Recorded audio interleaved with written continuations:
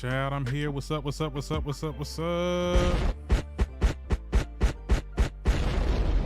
Hey guys, what's going on? Hold on, let me turn this music off, y'all, because I had enough. Hey y'all, look, this is definitely I came on here because I just got a new microphone, so I want to see how everything is working. So please let me know in the comments if you hear me clearly, if anything is too low or anything, because this is a new mic and the person that I got it from said that I might run into some issues when it comes to volume. So definitely look out for your boy in the comments. If y'all not hearing me, let me know, okay? So I already see Tracy Chaplin child in the comments. They not playing with Taylor. We gonna get into it, okay? We got a lot of topics to get into today, because a lot has been going on, and I just wanted to talk about it for a bit. We I stay here for a good little 30 minutes to an hour, and I'll be on my way. To my replay listeners that's gonna watch this in the future, hey, how are you? Be sure to hit that like button and leave a comment, because I know y'all will. And please hit that subscribe button if you're not already subscribed to the show. Like, what's going on? Honestly, I sound good, really? No, because some people because the person I bought this from said that, oh, you might need to get this. They be trying to get you to buy like other stuff. Like they be like, you said you need a transistor and all that bullshit. Look, let me tell you something. I'm very simple when it comes to the podcasting or whatever you want to call this right now. I don't do much, okay? So I'm glad that you can hear me. So let's get into it. You know me, I like to get right into it. So I'm glad that you're on here, Tracy, because I did want to talk about, just to re-go over, and we can start with the topics, with the whole Nicki Minaj getting snubbed. And I know the video that you sent me, I did watch it, and I was like, I kind of knew what was going on. Like, I knew about that already, like how they give out awards. I just always felt like the way that they do it is a little... We'll get into it. So basically, for those who don't know, the Grammy nominations has come out this week, and there was a lot of nominations being brought out, and there was a lot of snubs. Let's get into it. Nicki Minaj, among other artists that came out with music this year, were snubbed. So we're talking about like Ari Lennox, we're talking about Meg Thee Stallion, we're talking about Summer Walker, and of course Nicki Minaj, which is the main snub that a lot of people were just talking about this week. We see some media personalities and famous people like Eva Marcel. I think Bambi, if y'all follow Love and Hip Hop, just some people on Twitter were basically talking about their frustrations with the Grammys essentially not having Nicki. Let me get that picture up, child. On the Grammys, or being nominated at all. And there was this resurfaced video of the CEO that was sent to me by Tracy. I don't know if you're still in here. Where the essentially the CEO explains that it's very much like we will nominate you. Yeah, and I'm just saying, like, basically the CEO says that basically when you are an established artist, you have the option to vote for whoever you essentially want to vote for the Grammy Awards. Okay, so it's not like the Oscars where there's a selected group of people that come together, they watch the movies, and they decide which movie of the year, which sound, best this, best that, right? It's not a panel of people. It is Hey Vovo. It is basically just a conglomerate of singers. So it's like, I think it's over like 1,000 singers or something like that. So that's kind of how the Grammys work. And to me, and then the CEO wanted to say that, oh, well, it has nothing to do with labels and popularity and numbers. Like, that doesn't count, allegedly. Okay, let's be very clear. Because we have seen people come out and say that, hey, the Grammys is this, the Grammys is that. These music labels, they try to get their artists to win, and they go to all these type of lengths to get to that point. Let's be very clear. There has been people that worked for the Grammys that said this. So it's their word against the CEOs.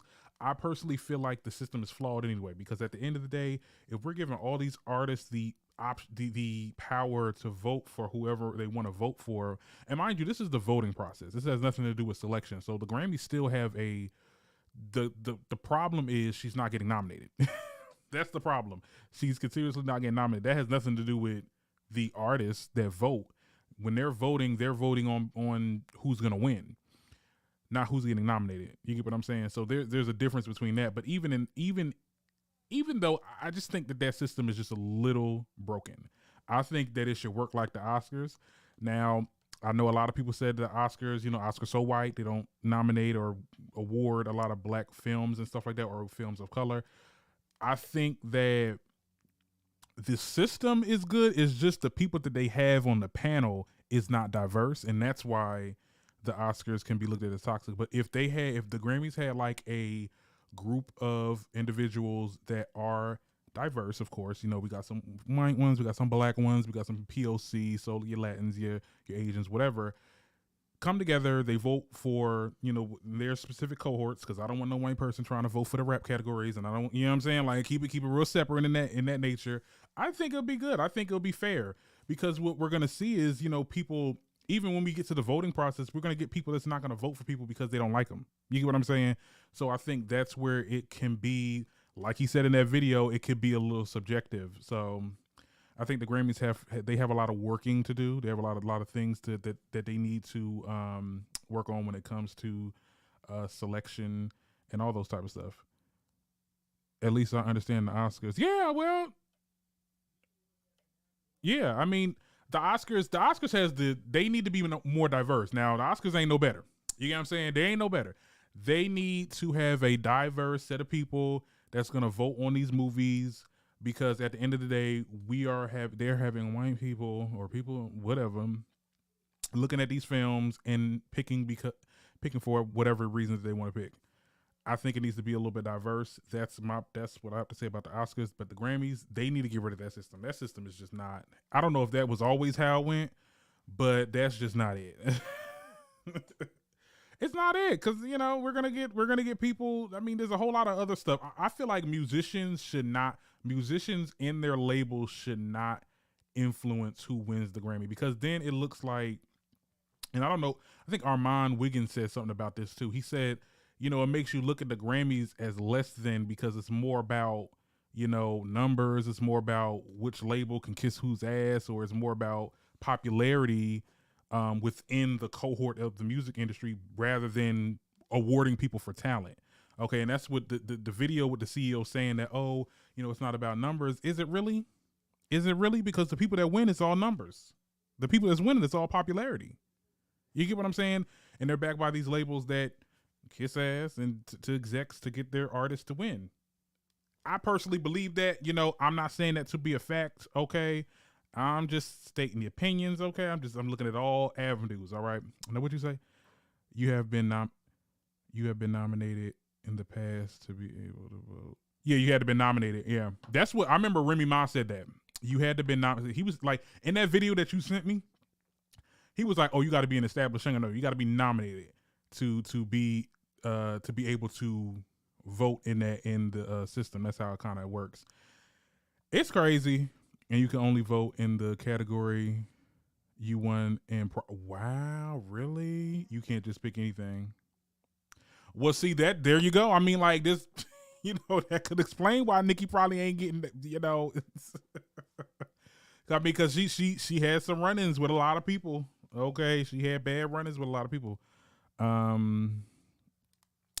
Anyway, that's the Grammys, child. I wanted to. I already talked about this on the video, and y'all really showed it some love the other day. I was like, "Oh, thank y'all so much." But I just wanted to talk about it again because there was some more news that came out, and I love that artists are speaking out. You know, whether you like her or not, and it's okay if you don't like her. Like, it's okay. Like, I'm not a crazy ass. I'm not a bar. Well, I am, but I'm not like one of those bars to be like, "F you if you don't like Nicki Minaj." This, that, third. It's okay, but y'all have to give props when it's due. You have to give props when it's due. And Nicki needs a Grammy. She needs a Grammy. She don't need a Grammy, but it's just like, come on now, like. She done did all this work and get and nothing to show for it. It's just it's corrupt. But anyway, let's move on, child. I want to talk about Taylor Swift now. Girl, Taylor Swift done opened up a can of worms. Okay, she done opened up. You know, she may be the reason we're gonna be paying $40-something for a Renaissance tour. Child, the Swifties had to be the sacrificial lamb, okay? And I'm here for it. I'm here for everything that's going on with this subject because you know what? I'm sick and tired of these corporations trying to overpay and add all those extra fees that don't. You know what? Let's get into this story. So Taylor Swift stands, aka the Swifties, and government officials. Okay, we had high profiles all the way up to Biden has talked about this, right? They're putting Ticketmaster on blast as they were accusing the platform of failing to meet demands sufficiently. Okay, let's get into it. What'd you say? I don't like Nicki, but she should have won 10 years ago. Exactly. Period, Tracy. But back to Taylor. It began when Taylor announced that she'll soon embark on a tour, which she'll be, it's basically like a tour of her different eras during the music industry. You know, I think this is interesting. I'm not going to watch it. I'm not going to be there. Hopefully she'll have like a live, setup because I won't be there. We going to Renaissance, but y'all have a good one, Swifties. But it's going to be like her different eras in music and stuff like that, which I think is interesting. Now, once the pre-sale tickets went live on Tuesday, chaos arose as people scrambled to secure their spot on Taylor so they can watch Taylor Swift, right? Now, Ticketmaster ultimately crashed due to an influx of fans, which the platform describes as historically unprecedented demand in a tweet. Okay, so they were basically saying that because of the influx of Swifties buying these tickets, that it caused the app, I guess, to crash, and we've seen a lot of different things happen.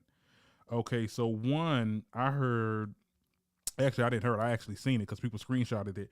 They was over here selling stage seats. Okay, the seats this next to stage for $20,000. I seen some $20,000, $30,000. Like, what? It didn't don't stop there. They also, it was a lot of extra fees into it. A lot of people were talking about it. There were some people that even said that that Ticketmaster charged their accounts multiple times for the same ticket.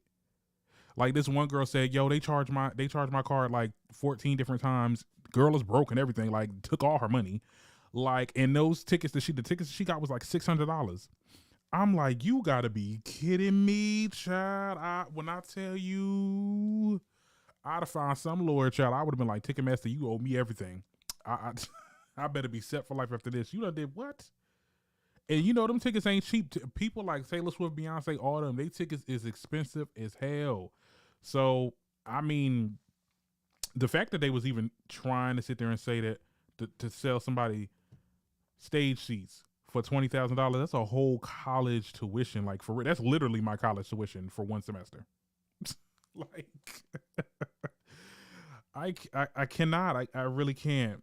So the Swifties caused so much attention that Ticketmaster, the Swifties caused so much attention to the Ticketmaster situation that the Attorney General of Tennessee got involved and announced that they will be opening an investigation.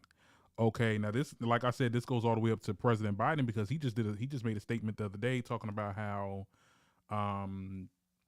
he said something about these buyers and these sellers that do the concerts or something like that, like they're making people charging people for extra fees that aren't really explained what the fee is for. Like you'll be getting hella fees and not know what it's for.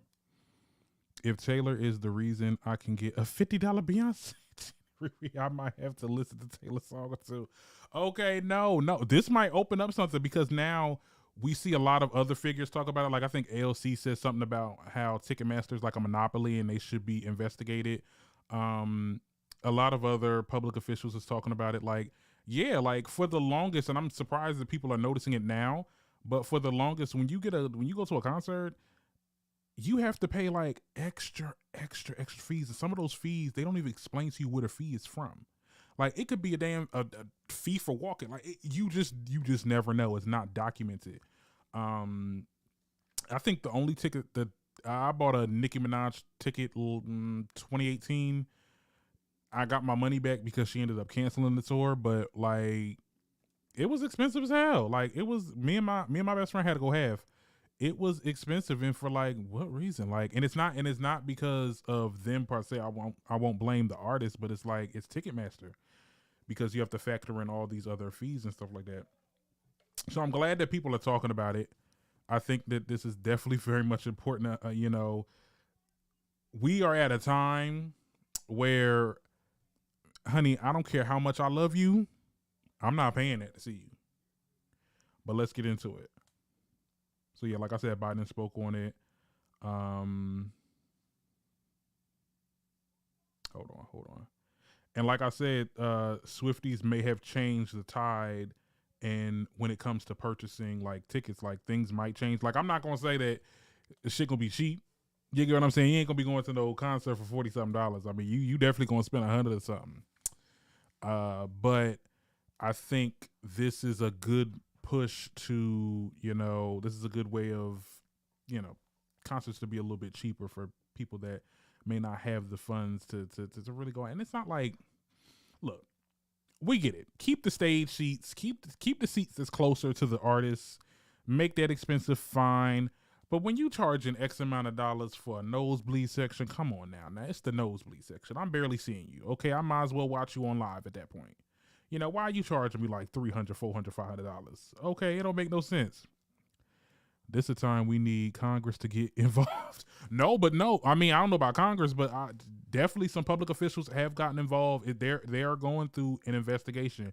They're investigating Ticketmaster because this is not the only time this happened. I could have sworn I heard someone say something about how Ticketmaster stole their money.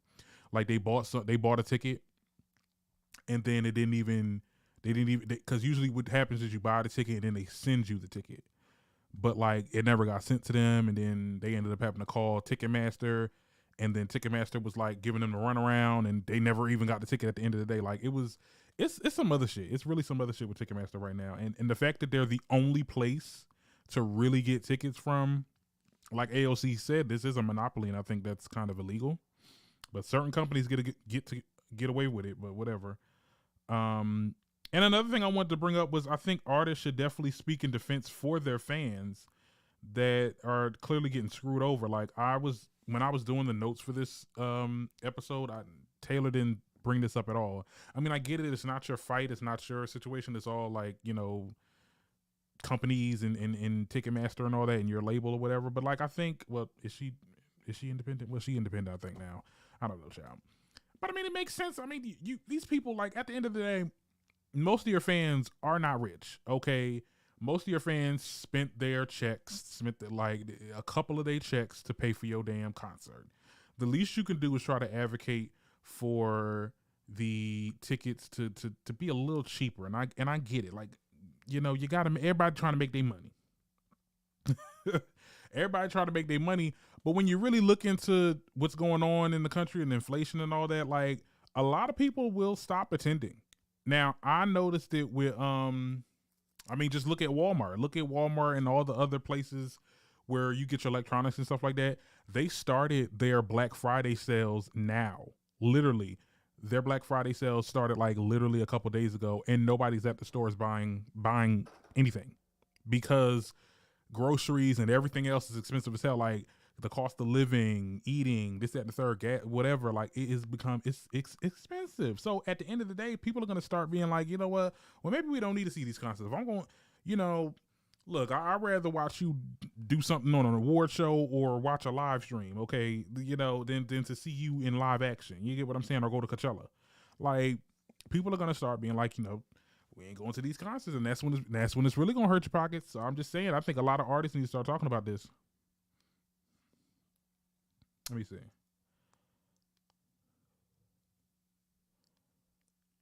And another thing too, because I know there's gonna be some smart asses in the comments. I think that, for the people who be like, oh well, if you can't afford it, you shouldn't go. Let's be clear. A good percentage of Taylor Swift and anyone's fans are not. They're not making substantial money right now. Okay, a lot of their fans are in poverty. Let's be very clear. There's only a small cohort of people that got money that even go to concerts. Let's be clear. And that's because they get like freebies or they know somebody in the industry or something like that if they got money. But half of her fans is not equipped to, they can't buy a ticket twice. You get what I'm saying? Like, so I think that it should be, the prices should go down, and I think hopefully after this situation, we'll start to see some cheaper ticket sales. Okay. So we're gonna keep our fingers crossed on that. Okay. Now the first 16 rows are already sold out. Oh, really? Now see, when I went on it, cause I went on Ticketmaster to see Taylor, I ain't gonna watch it, but I think they did a pause on it. I don't even think you could buy some tickets at this point.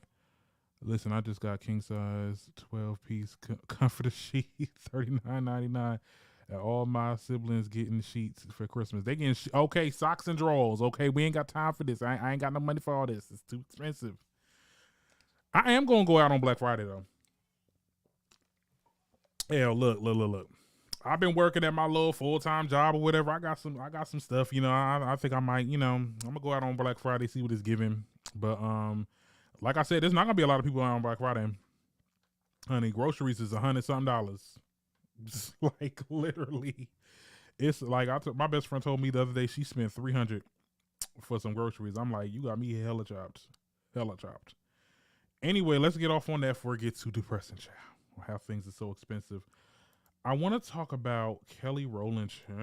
Let's get into this. So, cause she was in an interview with, I think Ebro in the morning, and Kelly Rowland essentially gathered Pete Rosenberg after he said that it seemed like she loved playing second to Beyonce. And it came from a comment that Angie Martinez recently gave Kelly for, playing the second role or whatever. And in Kelly's response, she initially said, the thing is, light attracts light. I am light. So I'm beautiful brown. So I'm a beautiful brown shine light. Like she was just, she played it like she gave it a cute little response, but she should have went in.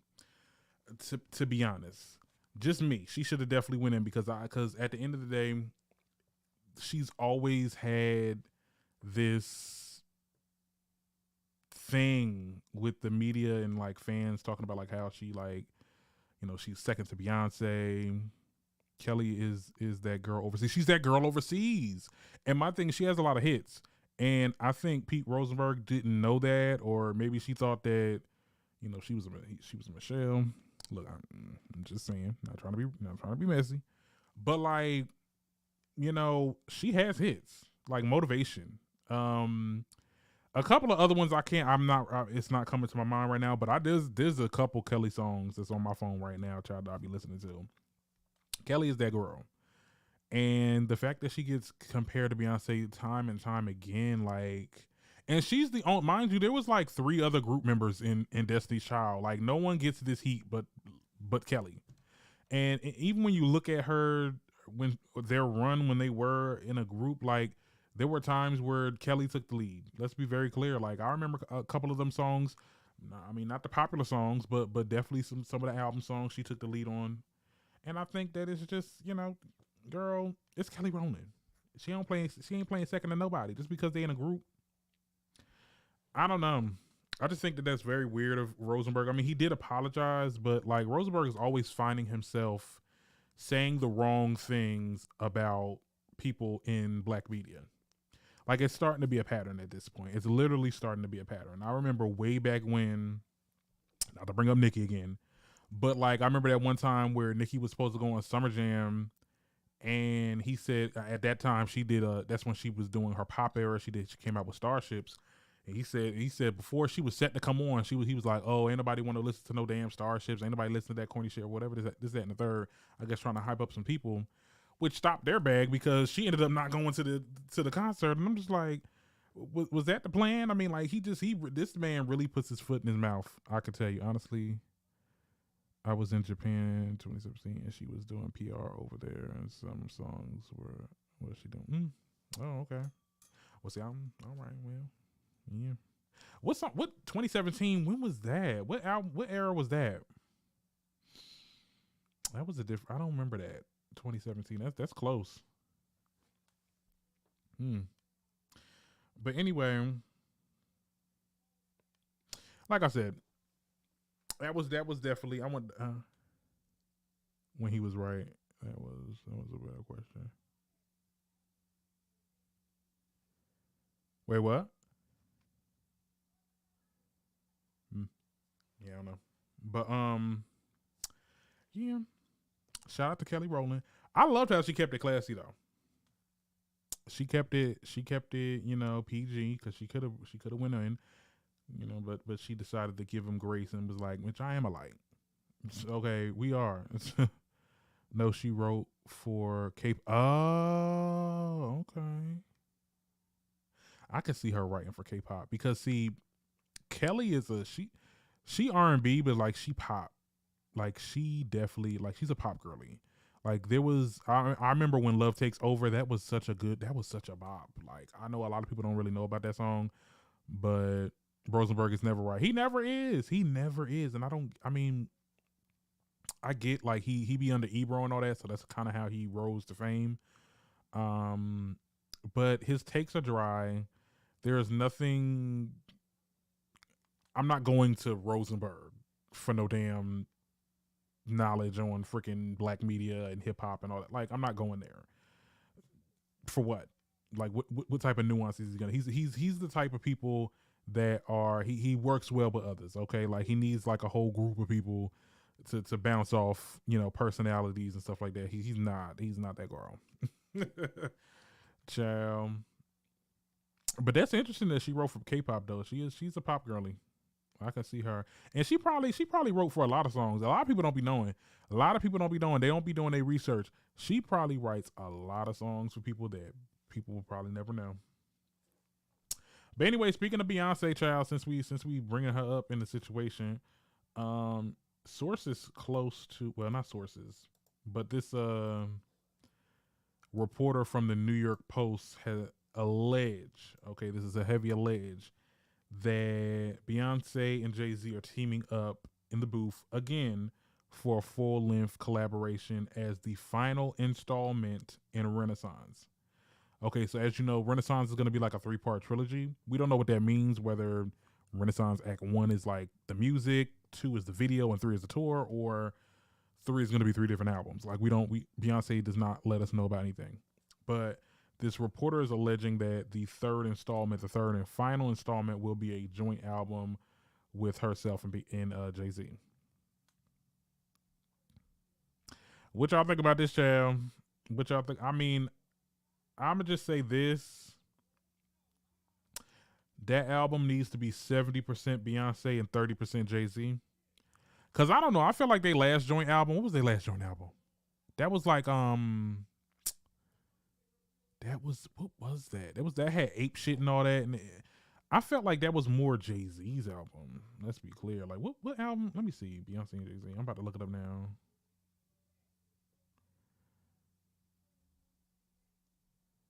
Okay, yeah, they had On the Run. I don't think that was an album though. Yeah, they had the Carters. There we go. They had the Carters. Um, I don't know. I felt like it was more Jay Z than Beyonce. I need more Beyonce than Jay Z. Okay, Jay Z could be featuring in these songs. I need Beyonce to give us vocals and choruses and all that, like full-edged verses. Hell, I don't even care if Beyonce start rapping too. Like because we know she can rap. The Carters in 2013, 2018. Mm, yeah. I mean, I like the Carters. It was a couple of songs on there that I liked, but I just felt like it was a little bit more of Jay Z. Like I was like, could we get like more Beyonce? Or maybe some songs should just have Beyonce in it, and then some songs have Jay Z in it, or something. Like keep it real.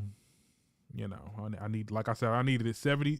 I need 70% Beyonce and 30% Jay Z. Okay, if that's the case, but we don't know if that's even true because there's a lot of people that saying a lot. I mean, everybody, all the blogs is talking about it, but you know, there's a lot of rumors on what they're going to be doing, what Beyonce is going to be doing with these different acts. All I know is this: I want my damn visuals. Okay, where is the visuals of Renaissance? Okay, somebody please tell me when are we gonna get these damn visuals? Chill. Anyway, that was something extra I wanted to put in with the Kelly Rowland story.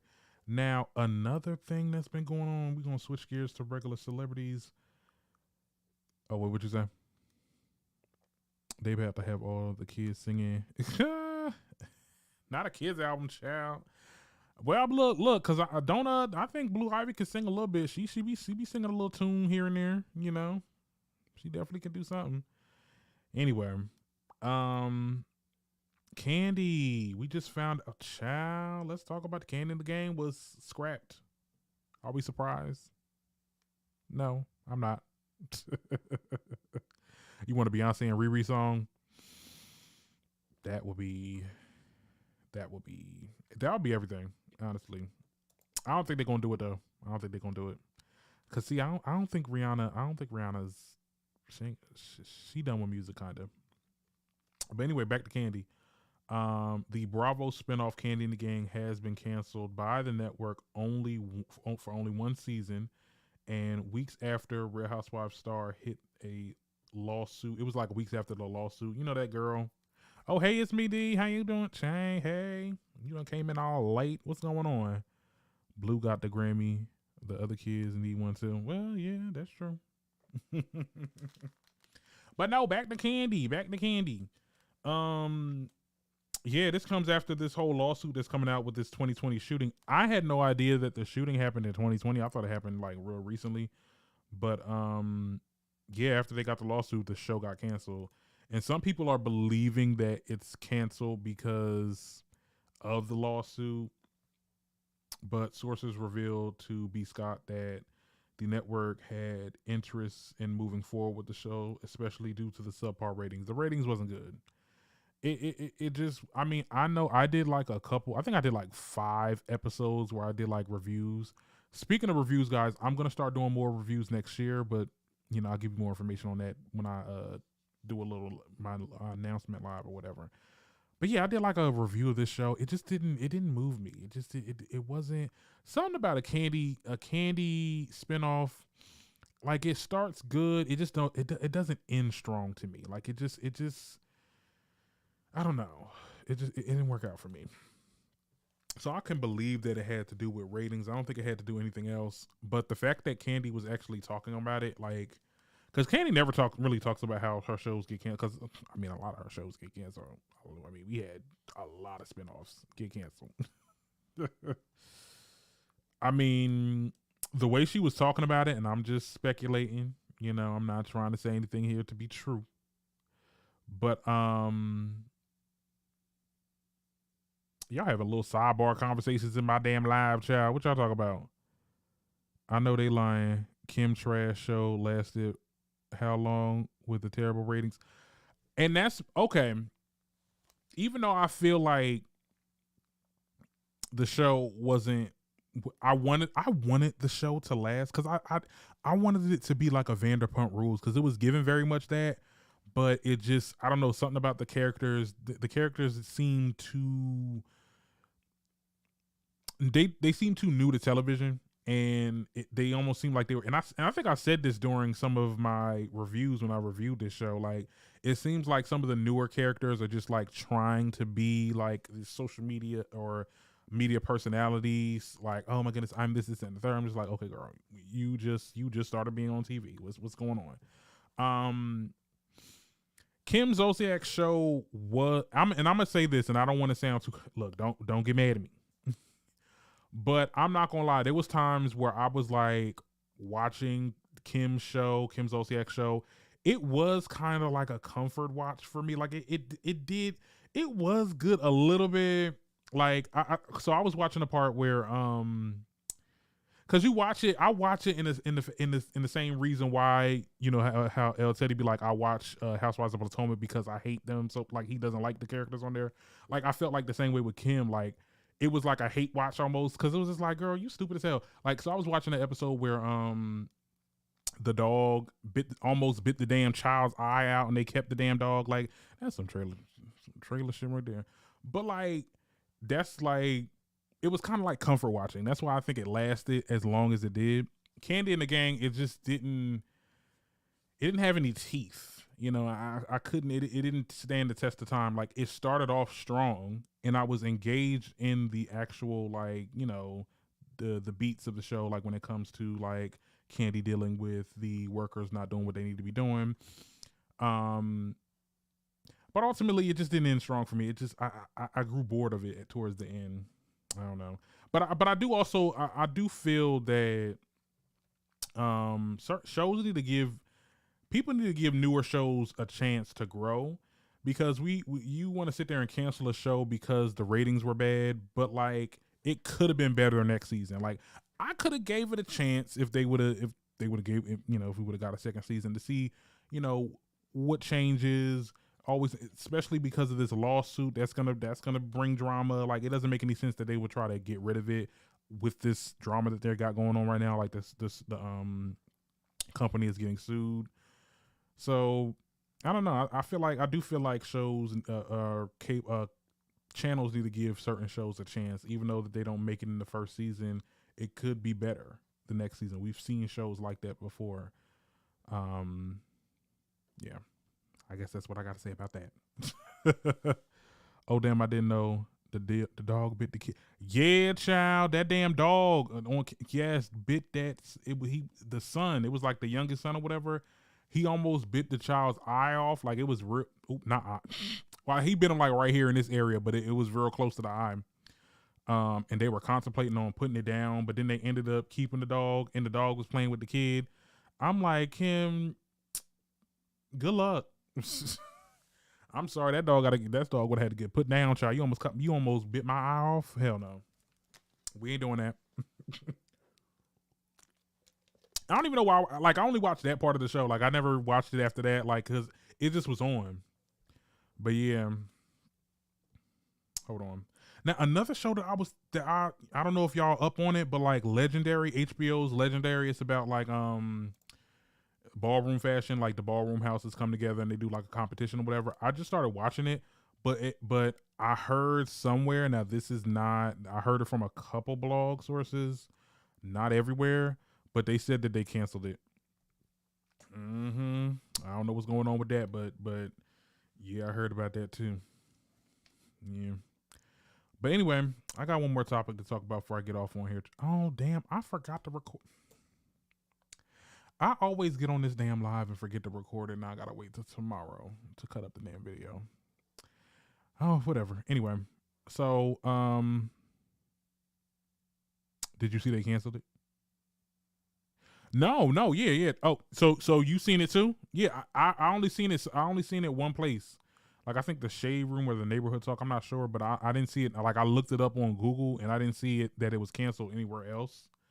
So I don't know, but yeah, that's what I heard, child. It got canceled. We don't know if it's canceled yet. Well, no, that's what I'm saying. Like, it just like there was a couple blogs talking about it, but it's not like talked about a lot. Like, it's like it just there was a couple. I think it was either, I'm not sure which blog it was, but it was a reputable blog. I don't know. I mean, they were already there was already talks beforehand wondering if if the season was going to get renewed or not. But I would hope that's not the case, because I really did just got into that show. It was interesting. But anyway, yeah, I want to talk about this last topic. I know this is not celebrity news, but like the Shanquella Robinson child. Did y'all hear about that? Oh my God. So it's recently reported that, fingers crossed, but normally they announce a new season like right after it finishes. Exactly. They usually do that, but they didn't do it last time. And I really grew to love that show. Like I watched that show a lot. I watched that show very like late in the game, like when everybody else is into it. It's a really good. It's an interesting show, and I love how they have like new celebrities come on as being like the primary host for that season. Anyway, back to the topic at hand, child. Before I get out of here, the whole Shanquella Robinson situation. Like she was found dead in a Mexican resort, and authorities initially determined that it was alcohol poisoning. But in a new video that emerged very recently, it had to do with her death was caused by an assault, and it was by her friends, air quotes. Because we see in the surface video that the girl was actually fighting Shanquella naked, and not allegedly, but it has been determined that her neck was broken after this fight, her spinal cord, everything like was fractured. Like they literally killed her in cold blood. They put it on video, and I just think that it's so. I think that it's so messed up, and if I don't tell y'all nothing, child, y'all watch who the hell y'all go on trips with. Watch who you got. First of all, watch who you got around you. Okay, and even if you know the person, even if you know that person, be prepared for the worst. I don't trust nobody out here. Let's be very clear. Especially if I'm going to a country where the law and order is different, and you can pretty much you could do certain things here that you can't do back home. Like, and then the fact that there was like another video that resurfaced of her, like, it was a video that Shanquella took of her, like, recording everybody else, like she was walking around, telling everybody, let's go to the beach, wherever. It's like she seemed the vibe was good on her end, but it's just like those friends was like plotting against her, which I thought was very like it just was sad. Like, yeah, like you said, ED, it was a sad story, and it's just weird. Like, cause can't nobody, I don't care what nobody say, ain't nobody making you want to kill somebody. Like, that's weird. It seemed like they planned that shit. It seemed like it was very much planned. Maybe it was like the intention of getting her there to beat her up and then leave her or something like that, but like they ended up killing her. Like, I don't know what the mindset was, but I hope they get justice. Her family gets justice, and those people get behind bars. Okay, we need life. Okay, at this point. But see, I think it's kind of weird too, because it's like how they gonna get? Could they potentially get prosecuted in America? Like, because the crime was done in another country. I don't know. Somebody that's into law and stuff like that. Yeah, if y'all into it, child, tell me in the comments. But yeah, this is a sad story. I just want to talk about it for a little bit. Tell me what you think in the comments. And I think that's it for today. We was on for a good 46 minutes. I'll probably cut up this live later, because I forgot to record the damn show. So I gotta wait till I'm able to download it from YouTube. But thank you so much for being on here. Thank you so much for commenting, in the chat. I love you guys. Please be sure to hit that subscribe button if you haven't already. Leave a comment, because I know you're